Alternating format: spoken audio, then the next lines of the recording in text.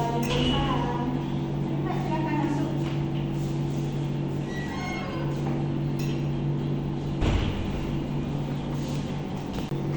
Mari Mbak, silakan duduk ya Ibu. Maaf mengganggu waktunya Ibu. Tidak apa-apa Mbak. Kebetulan Ibu hari ini sedang tidak sibuk. Dengan Mbak siapa? Nama saya Tati Delina. Ibu bisa panggil saya dengan Mbak Dina. Bagaimana Kak kabarnya hari ini? Alhamdulillah baik Ibu. Alhamdulillah. Mbak sekarang pelajaran siapa? Pelajaran bahasa Indonesia kepada Pak Bagus. Mbak kesini izin dengan Pak Bagus atau bagaimana? Kebetulan Pak Bagusnya lagi ada anak kampung nggak bisa masuk, jadinya untuk pelajaran bahasa Indonesia jam kosong. Mbak ada keperluan dengan Ibu? Ya saya ingin sedikit cerita masalah saya satu. Mbak sedang ada masalah di sini? Iya. Jadi Mbak ini ingin konseling dengan Ibu? Iya Ibu. Sebelumnya apakah Mbak pernah mengikuti proses konseling? Belum, kebetulan ini yang pertama kali. Jadi yang pertama kali? Iya. Jadi sebelumnya Ibu akan menjelaskan sedikit ya mengenai konseling. Jadi konseling itu merupakan pemberian bantuan yang diberikan kepada konseling oleh konselor untuk menangani masalah yang sedang dihadapi oleh konseling. Nah, sedangkan dalam konseling juga ada beberapa asas. Yang pertama yaitu ada asas keterbukaan. Jadi asas keterbukaan di sini Mbak Dina sebagai konseling harus terbuka dengan masalah Mbak supaya itu lebih mudah mengetahui apa yang sedang Mbak alami. Nah, yang kedua yaitu ada asas kesukarelaan. Mbak sini dengan sukarela kan? Tanpa dipaksa oleh siapapun ya. Jadi dengan sukarela. Takutnya nanti kalau Mbak terpaksa atau dipaksa, Mbak sulit untuk menceritakan masalah Mbak. Nah, yang terakhir yaitu ada asas kerahasiaan. Asas kerahasiaan ini sangat penting Mbak. Ibu sebagai konselor harus menjaga kerahasiaan dari konseling. Seperti itu. Jadi entah itu cerita, data diri ataupun semacamnya, Ibu akan mencoba untuk merahasiakannya secara mungkin. Seperti itu. Apakah bisa dipahami? Ya Ibu bisa. Oke, karena Mbak pertama kali melakukan sesi konseling, Ibu di sini akan memberikan waktu 45 menit. Apakah waktu 45 menit ini cukup untuk Mbak menceritakan masalah Mbak? Ya Ibu bisa. Bisa dimulai Mbak ceritanya. Jadi gini, saya itu disuruh merasa khawatir sama cemas. Awalnya takut juga itu Khawatir sama cemas. ya. Maksudnya bagaimana Mbak? Jadi kan gini, pas waktu itu kan saya masih kelas 10 dan itu baru berapa bulan masuk sekolah. Nah, pas waktu itu pas pulang sekolah keadaannya kan hujan deras, terus saya sebelum itu juga dapat telepon dari orang tua buat cepet-cepet pulang karena ada acara. Nah, awalnya saya mikir buat tetap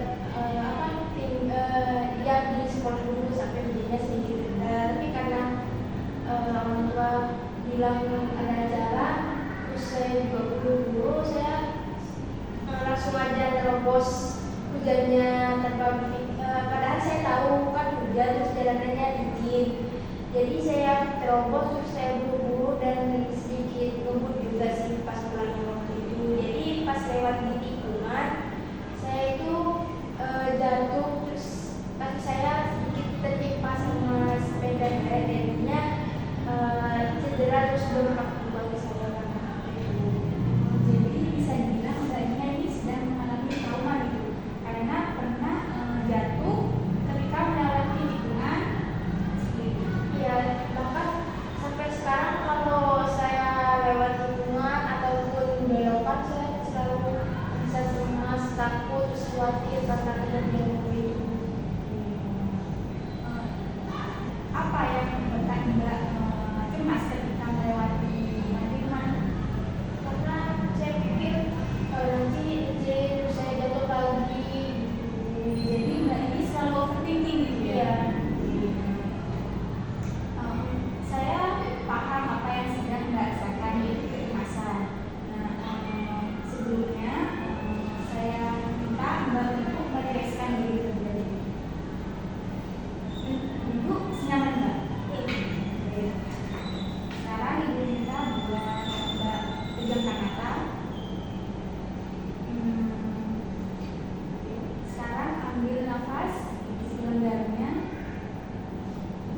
kemudian menyesuaikan.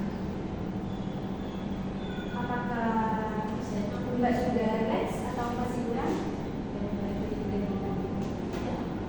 Kalau masih kurang, bisa diulang lagi Mbak sekali lagi.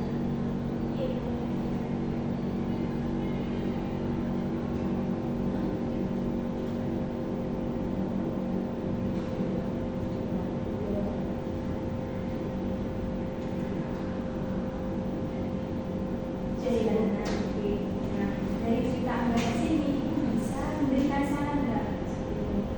Nah, saran dari Ibu ini supaya Mbak lebih hati-hati ketika mengendarai sepeda motor agar tidak terjadi lagi hal seperti itu. Kemudian Mbak harus selalu berpikir positif. Misal Mbak sedang berkendara dan melewati tikungan, Mbak harus bisa meyakinkan diri bahwa aku bisa, aku tidak akan jatuh kok dari sepeda motor ini. Nah, jadi Mbak harus menghilangkan pikiran negatif tersebut dan mengubah menjadi pikiran positif seperti itu. Nah, apakah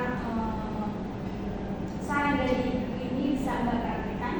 Bisa, tapi untuk saat ini saya masih takut dan masih belum bergantung dari Jadi masih merasa takut dan cemas ya. Oke, sekarang Ibu minta kepada Mbak, coba Mbak bayangkan ketika Mbak melewati tikungan, Mbak itu dalam diri Mbak itu tikungan itu adalah pemandangan yang indah dan jalannya itu nyaman gitu Mbak lewati. Mbak merasa bahwa aku bisa kok jalan di tikungan tanpa harus mengalami peristiwa itu lagi. Coba pikirkan.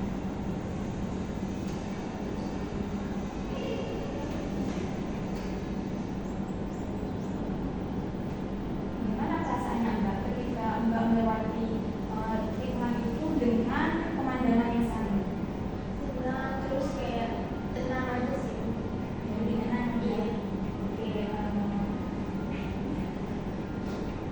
saya rasa Mbak bisa ya melakukan saran yang saya berikan, melakukan hal yang sudah saya sampaikan.